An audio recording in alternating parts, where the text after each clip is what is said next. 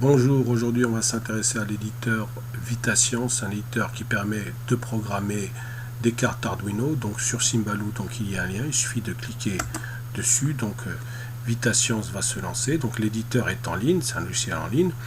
Donc alors ce qui s'affiche ici, ça va être les différentes rubriques. Donc si je prends là par exemple le bloc attendre, donc il faudra tout simplement l'insérer dans la boucle répétée indéfiniment. À droite, on a une nouvelle fenêtre où le code est affiché en temps réel. Donc c'est très intéressant. Ça permet de voir l'état d'avancement dans le programme du code correspondant. On y reviendra plus tard. Et en bas, un port de communication qui permet d'afficher les différentes informations qui peuvent se créer entre les interfaces, l'ordinateur ainsi que l'éditeur. Donc le premier message, par exemple, c'est que une application Things est nécessaire pour pouvoir fonctionner, pour que l'éditeur puisse fonctionner. Donc on peut déjà se rendre dans cette page plugin et donc on voit les différentes façons d'insérer ce plugin. Donc nous, comme on veut l'insérer dans Chrome, donc il faudra l'installer à partir de là. Juste un détail. Donc on va un petit peu d'abord regarder ce qui est installé sur notre navigateur. Donc ce qu'il y a, ces différents plugins sont déjà présents dans le navigateur et Things apparemment n'y est pas encore. Donc c'est ce qu'on va faire. On va l'installer. Donc il suffit tout simplement de cliquer sur ce lien. Préalablement, donc il faudra avoir un compte Gmail, c'est important, sinon vous n'aurez pas l'autorisation d'ajouter des plugins. Donc voilà, j'ajoute l'application. Voilà, maintenant j'ai mon plugin.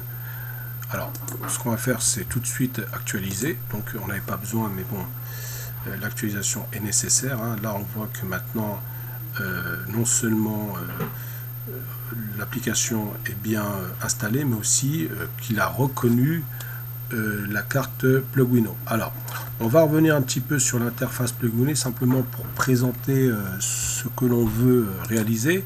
Donc, ce qu'on veut, c'est utiliser deux boutons poussoirs, l'un pour allumer et l'autre pour éteindre une LED. Donc, le premier bouton poussoir, je vais le connecter à la broche D2 et le second bouton poussoir sera connecté à la broche D3. La LED, elle, sera connectée à la broche D4. Donc nous allons un petit peu voir ça de plus près. Donc là, voilà, la carte, l'interface Plugino est ici. Donc j'ai déjà allumé l'interface. J'ai déjà branché le port USB au port du PC. Donc il ne me reste plus qu'à réaliser mon programme. Donc je vais me débarrasser de ce bloc.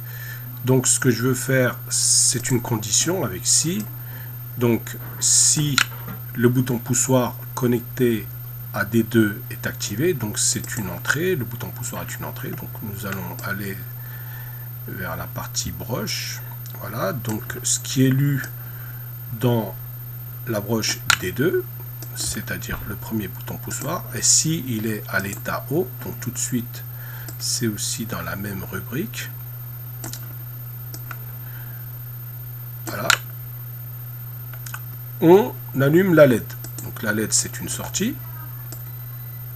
On va aller sur broche et donc écrire sur la broche D4. Donc elle sera à l'état haut, c'est-à-dire la LED allumée.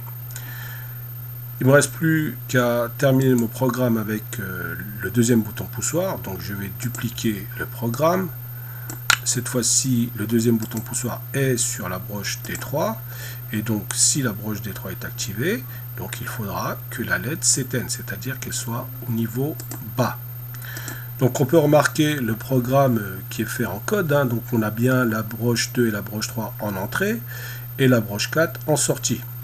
Donc, le programme principal, c'est la condition. Ce qui est lu dans la broche 2, si c'est activé, donc à ce moment-là, on met une tension à la broche 4. Par contre, si ce qui est lu en entrée, c'est-à-dire sur la broche 3, si c'est activé, donc à ce moment-là, en sortie, on envoie une tension nulle. Donc voilà, cela correspond au code. Donc maintenant, la seule chose, c'est maintenant de procéder au téléversement du programme sur l'interface de programmation. Donc il suffit simplement de cliquer sur le bouton envoyer. Donc c'est ce qu'on fait. Et donc voilà, donc le programme a été compilé, il a été transféré et il a ouvert les ports de communication. Donc c'est excellent. Donc on va maintenant s'intéresser à notre programme. Donc je répète que ça, le bouton poussoir, il est connecté à la broche D2. Le deuxième bouton poussoir est connecté à la broche D3 et la LED est bien connectée à la broche D4. Donc si j'appuie sur ce bouton poussoir qui représente la broche D2, la LED doit s'allumer. Et cela s'éteint en appuyant sur ce bouton poussoir qui est lui relié à D3. Voilà, donc cela fonctionne très bien. Donc notre démonstration est terminée pour Vita Science. Je vous remercie.